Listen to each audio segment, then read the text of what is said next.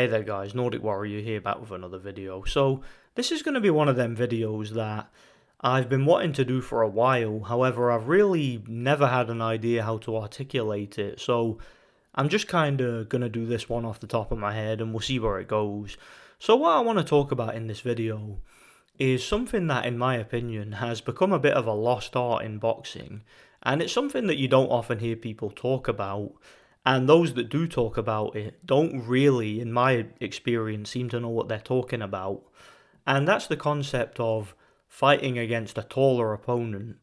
Now, one of the things that is pretty standard as an understanding from boxing fans, people that box, people that have been following the sport, I think we can all pretty much agree that being the taller fighter, with all else being equal, is a pretty major advantage. You know, if you're taller than your opponent, and again, all else being equal, you know, if you get two guys who are equal in terms of their boxing ability, their athleticism, their attributes, this, that, and the other, but one guy is a few inches taller, generally the taller guy is going to have an advantage. The reason why is because he can obviously get to the opponent quicker. Without selling out as much, without overextending as much. He can also do things that the shorter guy can't do. You know, he can like lean back and make certain fundamental mistakes and get away with it just by virtue of the fact that he's taller. It's one of the things that is a major advantage if your opponent doesn't know how to make it a disadvantage. What we're going to be talking about in this video. So basically, the idea that people have is that being a taller fighter is always going to give you an advantage, which is one of the many things that, in my opinion, contributes to this issue that we have in boxing, which I've talked about many times during live streams, and it's a culture of eating disorders. That's the only way you can really describe it. You know, the vast majority of fighters out there, whether it's amateur fighters, professional fighters, you name it, what they like to do is they like to always give themselves, in their minds at least, the best chance of victory. And height is often one of the main factors involved in that, you know, because you can be a guy that's small physically, you know, you might have a small frame, you might not be very muscular, and you can fix that with nutrition and training and stuff like that. You know, you can bulk up, you can get bigger, or you can get a little bit thinner. You know, if you're somebody who's a bit too chunky, a bit too flabby, you can lose weight. So, you know, it's not really always about your body composition or your build or your size, but height is one of them things that, in my opinion, really determines weight divisions. For example, let me give you guys a scenario. Let's say that you have a guy who's 5'9", right? So this guy's 5'9", walks around at say 180 pounds, you know, generally fit, healthy, in shape guy, big shoulders, big chest, big hips, big forearms, big legs, you know, a big wide thick neck. Let's say he's just a heavy set, thick, strong, young guy, right? And he walks around 180 pounds. Now he could easily, if he wanted to, you know, if he got himself on a nice healthy diet and, you know, got himself some good quality nutrition, he could boil his way down to 160 and compete at middleweight and be a perfectly reasonably sized middleweight. He doesn't want to do that though, because he's 5'9". Okay, he's not 6'2", right? He's 5'9", so he doesn't want to compete at middleweight, even though it would be the perfectly healthy and reasonable option for him. No, he doesn't want to be a middleweight. He wants to be a super featherweight, right? So he wants to get down to 130 pounds. Now, how does he do that? Well, rather than just going on a diet and getting a good training regime, no, he's going to absolutely starve and dehydrate himself. He's going to take salt baths. He's going to run 5 miles every single morning while wearing a sauna suit. He's going to go into a sauna while wearing a sauna suit. He's going to have a slice of watermelon and a tube of protein paste for his dinner and absolutely nothing else. And he's going to, you know, if he slips up one time and has a chocolate bar, he's going to get depressed and he's going to shove his fingers down his throat and vomit just to make up for it, you know, to atone for it. And he's basically going to live the kind of lifestyle where by the age of 26, he's going to end up with brain damage. by the way, that's a true story. I'm not going to go into too many details, but yeah, bear with me on that one. So yeah, that's the situation you often get in boxing. That's standard with how boxing is approached, particularly in this country, but all over the world. You get guys who are perfectly healthy, perfectly reasonable, fit guys, but because they're a little bit shorter than the average guy in their division, they want to boil down to several divisions lower than they really should, to the point where, or to the complete detriment of their long-term physical and mental health. These guys often end up with serious problems. That's why you get a guy who might look absolutely fantastic at age 25, but then by age 28, he has no stamina and gets knocked out by the first punch he's hit with, because he's spent years upon years depriving his body of protein and nutrients, and he ends up, like I said, with severe brain damage by the age of 28 or something. So yeah, that's kind of what you get, and the reason for that, in my opinion, as I've already spoke, the main reason for it, at least my experience of knowing a lot of amateur fighters and several professional fighters and how these guys approach their careers and how they're advised and whatnot, most of the time it's to do with height. Most of the time it's not even to do with, like I said, your body composition or what weight you walk around at or what weight you can make healthily. It's more or less about your height. If you're a certain height, or you're below a certain height, should I say, you are expected to be basically anorexic in order to fit into a division to give yourself the best chance of victory, because you fight at your natural weight, you're just going to be fighting guys too tall, and you're not you're not taught to fight taller guys. So fighting taller guys, what's my opinion on it? Now, as anybody who has kind of followed my live streams will know, I've actually been asked the question, do I prefer to spar taller guys or shorter guys? And I'm one of the few people who will tell you, and I'm very open and honest about this, I actually prefer to spar with taller guys, and that's always been the case. I've always preferred sparring taller guys. I actually feel a lot more comfortable doing it.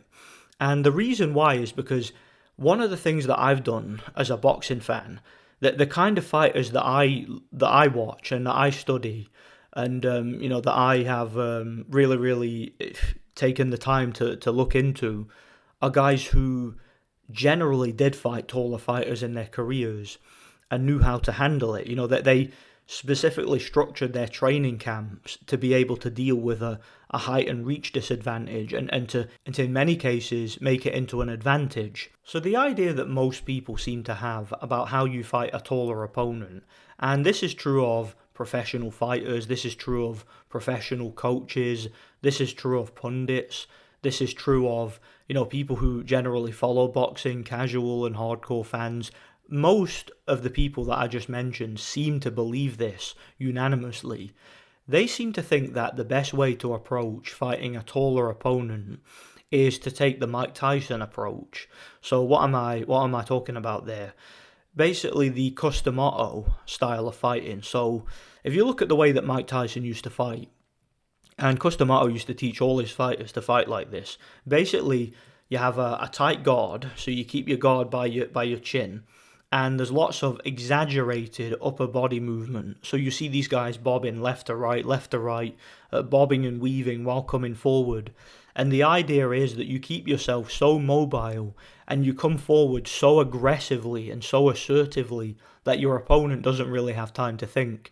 And when the taller guy is punching down, I know a good tall fighter won't punch down, but if you get like a guy who's just a big goon who doesn't know how to use his height, and he's basically trying to throw hammer fists and punch down, a lot of the cases, these guys, if they miss, the idea is that you come back with a counter and you have a very, very explosive approach to the fight. The Mike Tyson approach.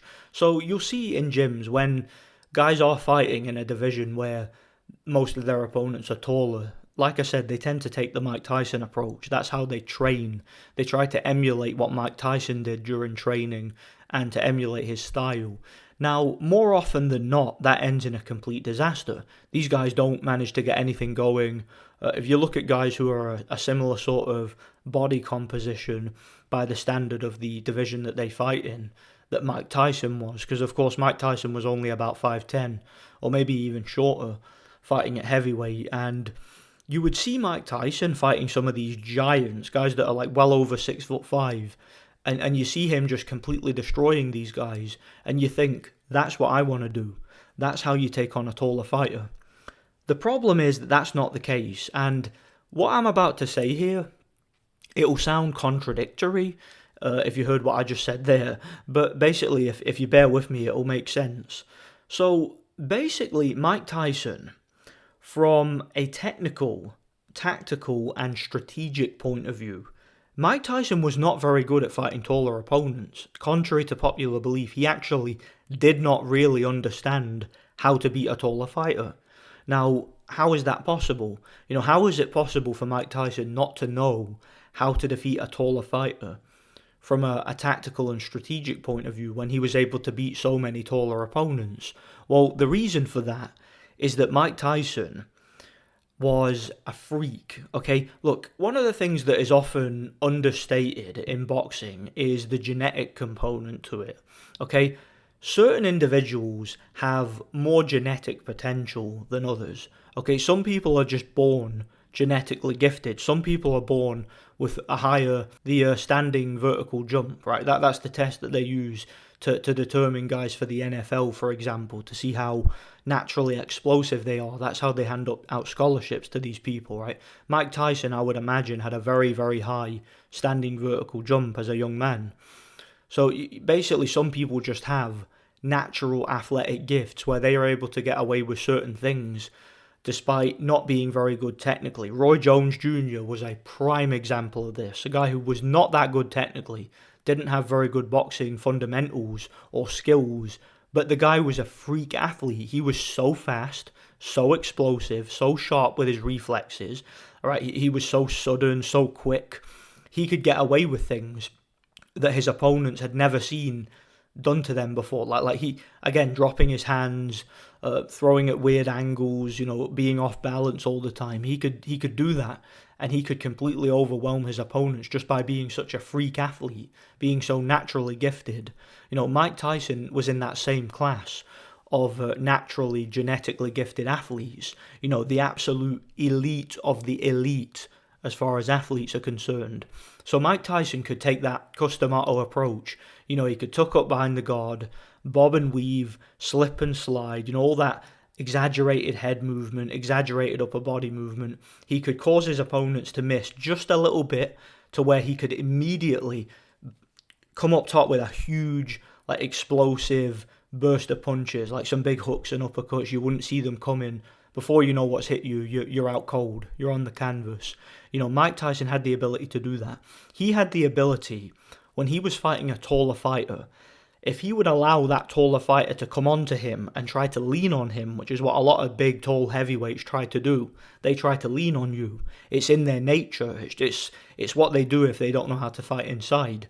Mike Tyson had the ability, he had the reflexes to spin out of a clinch and immediately come up top with punches from an angle that most fighters his size and his weight would not be able to do, from the kind of speed that most fighters of his size and weight wouldn't be able to do.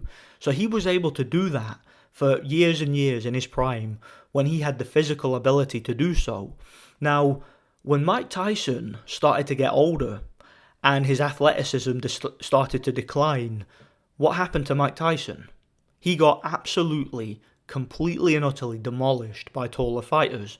Right? You look at what guys like Lennox Lewis and Danny Williams were able to do to him late in his career when he no longer had that same athletic ability. He no longer had that speed. He no longer had those reflexes. He wasn't able to do the things he was able to do as a younger man. He had no answer for it. He had no way to adjust to his declining athletic ability. Just like Roy Jones, the same thing happened to him. Exact same situation. They didn't have the fundamentals and the boxing skills to fall back on.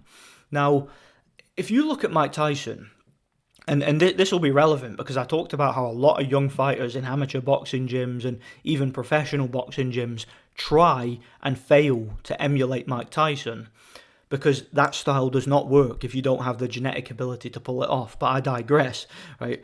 What happened to Mike Tyson? If you look at, for example, and I'll show some footage here, his final professional fight before he retired in 2005, where he took on Kevin McBride. And I think this is a great fight to look at. And it's one that I really enjoy rewatching because even though it's not a particularly entertaining fight, it's a very, very interesting fight. It's a very intriguing fight to watch from a technical point of view because you look at this guy, Kevin McBride. Now, Kevin McBride was what he was. He wasn't a very good fighter. He was a heavyweight journeyman. He was kind of I would say, sort of a second tier journeyman heavyweight. He was one of these guys. He was a big guy. I think he was like 6'6", so he was strong. Decent power, but nothing special. Quite a lot of heart. Wasn't a guy who would quit. He would come to win in fights. Never gave up. So the guy was a warrior, but not a very good fighter. Very, very unfit. Very poor athlete. Didn't have a great chin either, if truth be told. But he was the kind of guy who had the right attitude towards the sport. He would come to win. He believed in himself. He was confident, right? Now he went in there against Mike Tyson, and Mike Tyson, again, years past his prime. So Kevin McBride, of course, it goes without saying, he was fortunate enough to fight a significantly faded version of Mike Tyson. He no longer had the stamina or the reflexes that he had in his prime. But if you look at the first round of that fight, the very first round, before anything has even really happened, you'll notice that Kevin McBride's jab from long range is effective, and Mike Tyson has no answer for it. And when Kevin McBride leans on Mike Tyson, which is what these bigger heavyweights tend to do, now leaning on your opponent is illegal, and he shouldn't be doing it, but the referee, Joe Cortez, for whatever reason, was very lenient towards Kevin McBride in that fight. And Mike Tyson was very, very dirty himself. He responded by basically trying to headbutt and trying to break Kevin McBride's arm. That was a very messy and very dirty fight. But it goes to show you that Tyson, even at that stage of his career, he was still he didn't have the same physical ability, but he was still the same fighter mentally. For the most part, he was still ferocious. He was still in there to hurt you and knock you out. It's just that he couldn't do it physically. And you'll notice that Tyson has no answer for the things that Kevin McBride is doing from a technical and strategic point of view, because Mike Tyson, contrary to popular belief, didn't really know how to deal with height and reach. He didn't really know how to deal with size and weight. He wasn't very good at it. It's just that he had, like I said before, the physical, genetic ability to deal with it in his prime. He no longer had that at that point. So that kind of shows that when people try to take the Mike Tyson approach to fighting a taller fighter, which is just hyper aggression, got to always be on the inside. You'll hear people say things, people who talk about when you fight a taller fighter, and even boxing coaches will say this from time to time. They'll say you either want to be all the way in or all the way out. So there's basically what that means is you want to be on the inside, bobbing and weaving, and fighting in close quarters like a phone box fight, or you want to be all the way out to where your opponent can't hit you, and he'll overextend and miss. Then you jump in with punches. I don't believe that. I don't believe that at all, and I'll explain why. Now, I'm going to show you guys here another Kevin McBride fight. Now, this fight was about 5 years later. It was in 2010, and Kevin McBride at this stage of his career was basically the same fighter. Maybe faded a little bit, maybe he'd slowed down a little bit, but if you look at his win to loss ratio and how he had been performing, he wasn't really majorly declined. He was still fighting and winning at the same level and falling at the same hurdles. He wasn't really, I wouldn't say Kevin McBride was like a shot fighter. I think he was the same level of fighter pretty much. He could still go 12 rounds and he was still reasonably dangerous and powerful, right? Still a big, strong guy. Now, in this fight, he fights Thomas Adamek. Now, Thomas Adamek, a fighter I did a career retrospective for not too long ago. Thomas Adamek is a guy who, unlike Mike Tyson, was not a freak athlete, Right, unlike Mike Tyson, this guy did not have incredible speed. He did not have incredible one-punch power. He wasn't a genetic freak. He wasn't an incredible freak athlete. No, he wasn't any of those things. But Thomas Adamek, in my opinion, one of the most underrated things about him, and part of the reason he had so much success as a heavyweight contender, despite being a former light heavyweight, was he, in my opinion, was one of the few fighters who knew exactly what to do against a taller fighter. I would go as far as to say as he was probably an expert at fighting taller fighters. This guy knew exactly what he was doing.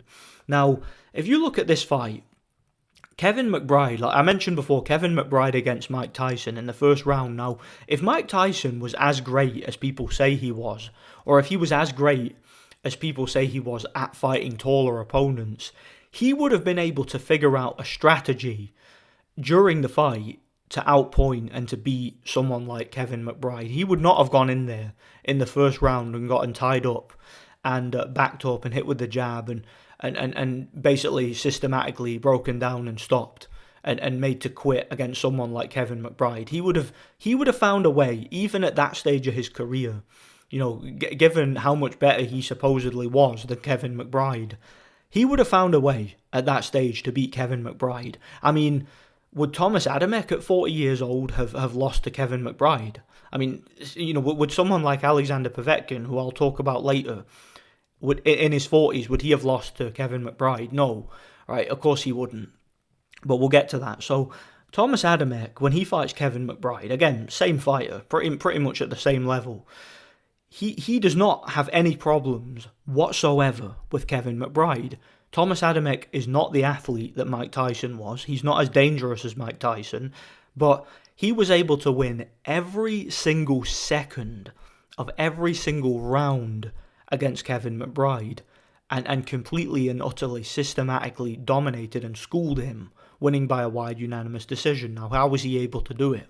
If you look at the fight, Thomas Adamek he's not running away from Kevin McBride. He's not all the way out, and he's not coming at Kevin McBride and bobbing and weaving and fighting him on the inside and spinning his way out of clinches and coming up top with hooks and uppercuts. No, what he's doing is he's keeping the fight at mid-range. Now, this is how I believe you should fight a taller fighter, and it's something that I try to do when I spar.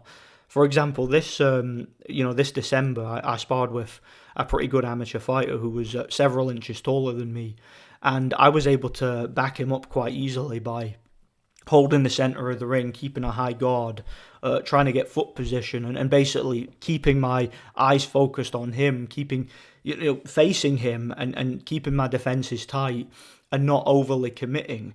But basically just trying to use ring generalship. I was able to keep this guy on the ropes, and basically when I sparred a pro, a guy who was around about my height, I had a much harder time because he did not move from me. He didn't go up on the ropes and try to use his height and reach, which is what I like my sparring partners to do. No, he came at me and showed up and tried to work me on the inside, and I had a lot more problems there.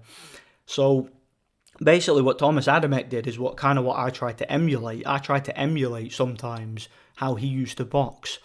And that's he would keep the fight at mid-range, he would keep his guard reactive, and he would basically box with the taller guy. But what he would do is he would present a target for the taller guy. So you look at him against Kevin McBride, and he did the same thing when he fought Michael Grant, which I believe may have been a couple of fights earlier, if I remember rightly. And Michael Grant was an even bigger fighter than Kevin McBride and an even better fighter than Kevin McBride.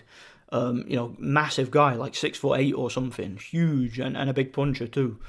Thomas Adamek was able to completely school and dominate him by keeping the fight at mid-range, presenting a target, giving the opponent something to hit, and then taking that target away, so reacting to the punches. So if the taller guy, like say if Kevin McBride threw a jab, Adamek would slip the jab, and because Kevin McBride is taller, because he has the longer arms, the longer reach, and because he's moving away, when he does throw a punch, that gives Adamek, who's the shorter fighter, an opportunity to then slip inside and throw a counter, or it gives him an opportunity to draw the lead from the taller guy and hit him to the body while he's backing up, and things of that nature. So you're able to pressure the taller guy while not overly committing. You're able to pressure the taller guy while not allowing yourself to get smothered. You see, Mike Tyson didn't know how to fight a taller guy without being smothered and smothering his own work. He didn't know how to fight a taller guy without ending up with that guy on his back or running face first into a jab, because that bob and weave style that Mike Tyson had, you can't get away with that in your 30s. You can't get away with that when you don't have the reflexes anymore.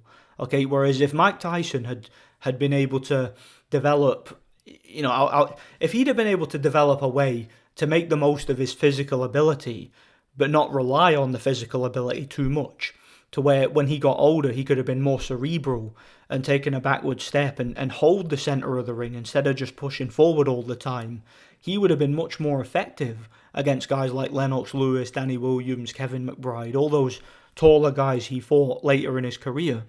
So Thomas Adamek, on the other hand, for me, was a guy who kind of perfected that. He moved into the heavyweight division from being a light heavyweight champion and a cruiserweight champion. And I think he realised, based on his own experiences from sparring and from fighting against shorter guys, like when he fought Paul Briggs, a shorter guy, and guys like Chad Dawson, who are more his height, he had a lot of problems.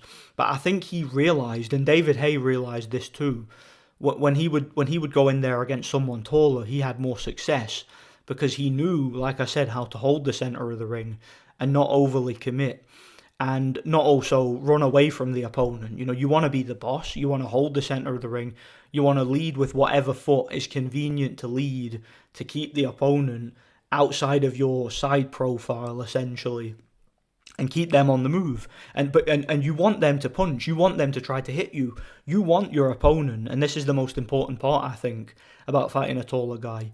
You want the opponent to have a target. You want them to believe they can hit you, because if you're just all the way out, they're fine with that because you're not going to do anything. The only guy who has any chance of landing anything if you're all the way out is the taller guy, because you're too far away to do anything. You have to sell out to land something.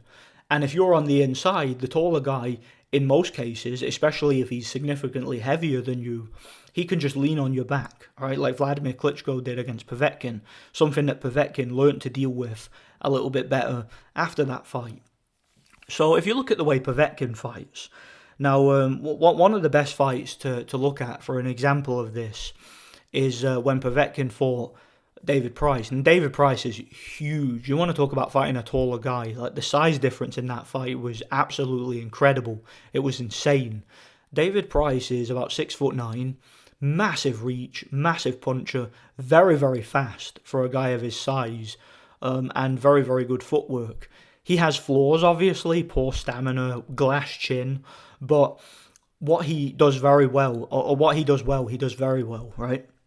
And if you look at that fight, you'll see that Povetkin is, again, he's not running, he's not moving all the way out, so David Price can't touch him with his long arms, and he's not doing the Mike Tyson thing, right? He's not just going in there and side to side, up and, exaggerated head movement, get inside and rip the body and come up with hooks and potentially get leaned on. No, what Povetkin's doing, he's keeping himself in the centre of the ring. He's presenting a target for David Price. He wants David Price to hit him. He wants David Price to throw the jab. He wants him to feel like he can measure him up and then let the big right hand go or the big left hook, because that's how Povetkin is able to trap you. That's how he's able to counter you, by getting you to either hit the target or just miss the target.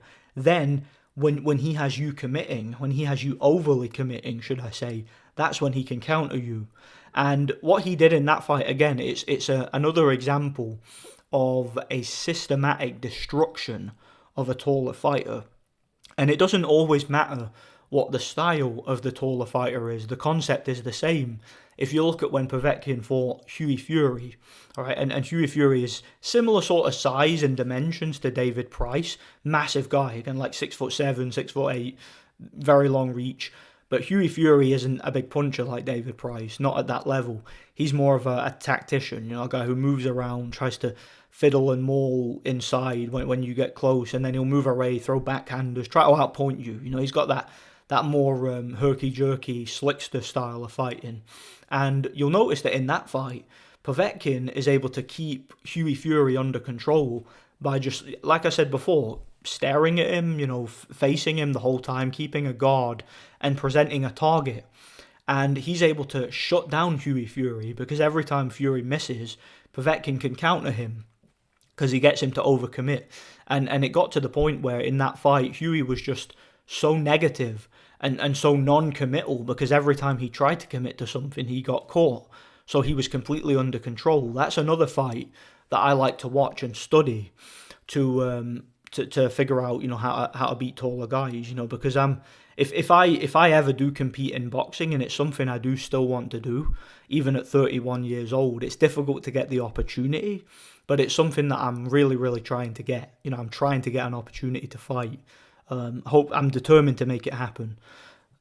And basically, I'm looking at fights where I can kind of not just emulate the fighter, because everybody's different, right? Everybody's genetic body composition and genetic potential is different. And I probably wouldn't be able to do some of the things that guys like Adamek or Povetkin can do.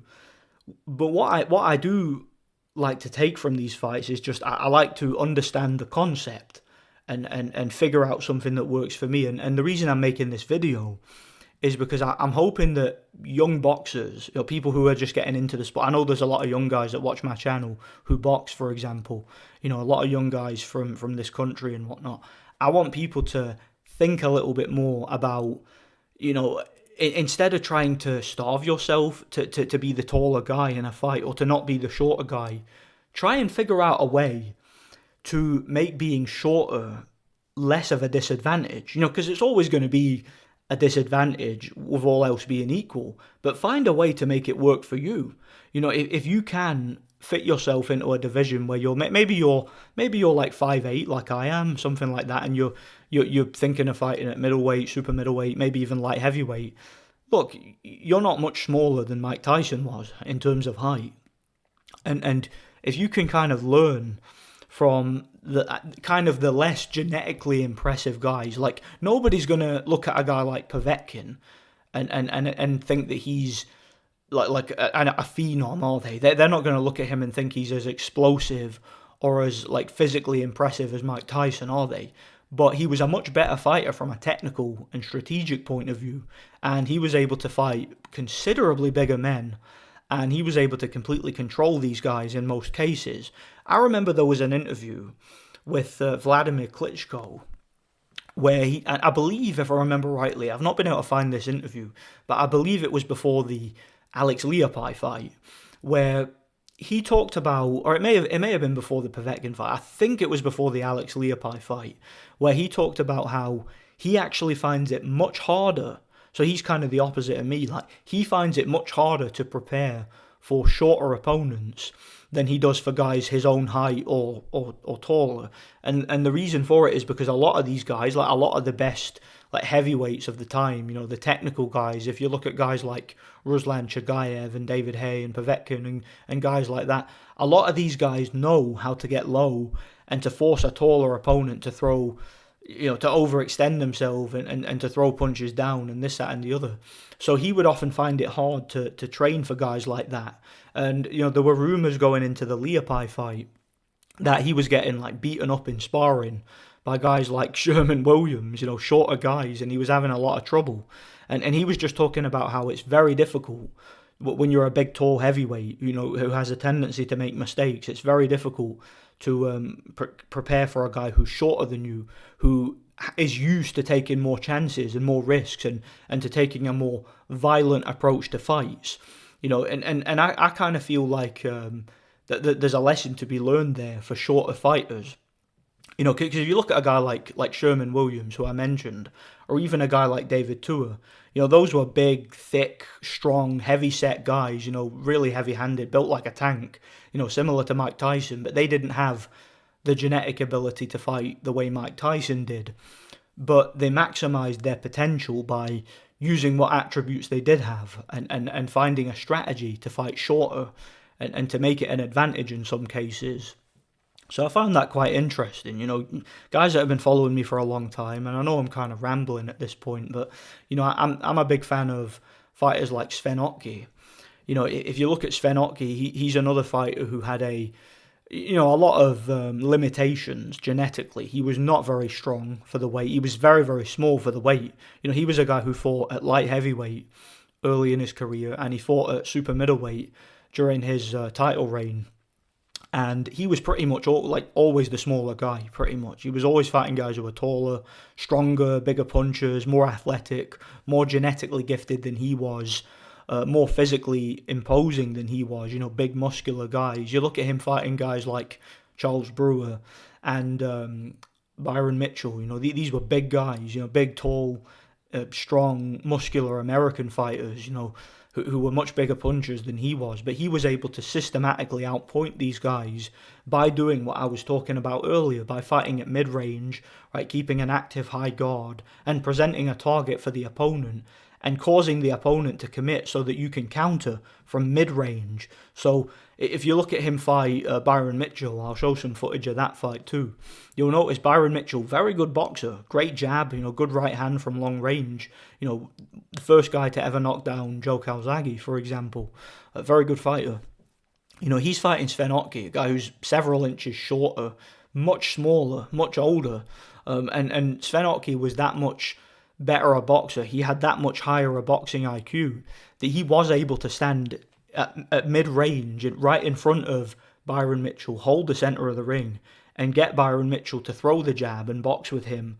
And he was able to win the boxing match. He was able to outpoint the guy from mid-range by using boxing fundamentals and the knowledge of how to fight a taller opponent. He's another guy to watch if you really want to see how to beat a taller opponent, how to outpoint a taller opponent using strategy, using tactics. Watch a guy like Sven Ottke. He's another one who's great to watch for that. Arthur Abraham was not quite as technically good, but he's another one I like to look at because, again, he has some of those genetic, I guess you could say, limitations. He's not able to go in there and throw 1,000 punches a fight. He has to be more economical with his work, and he often fought taller guys too and got the better of them using similar strategies. So I just think there was an interesting thing to talk about. It's been on my mind lately. I've really been thinking about, just the concept of fighting taller opponents and how you do it and how you do it with your brain, how you do it smartly, how you do it tactfully. Don't rely on your physical ability and your genetics to do it. And don't look at a fighter like Mike Tyson and think you're going to be able to emulate that, because you're not. If you're like me, if you're an average guy with average genetics, you are never, ever going to be able to fight the way Mike Tyson fights and do so successfully. You'll get knocked out if you fight like that. Like most fighters who try to fight like that end up in that situation, So I thought this was an interesting little topic to talk about. A little rambling video. Take it or leave it. A bit of background noise for you guys. Yeah, those are my thoughts on it. Let me know what you guys think anyway.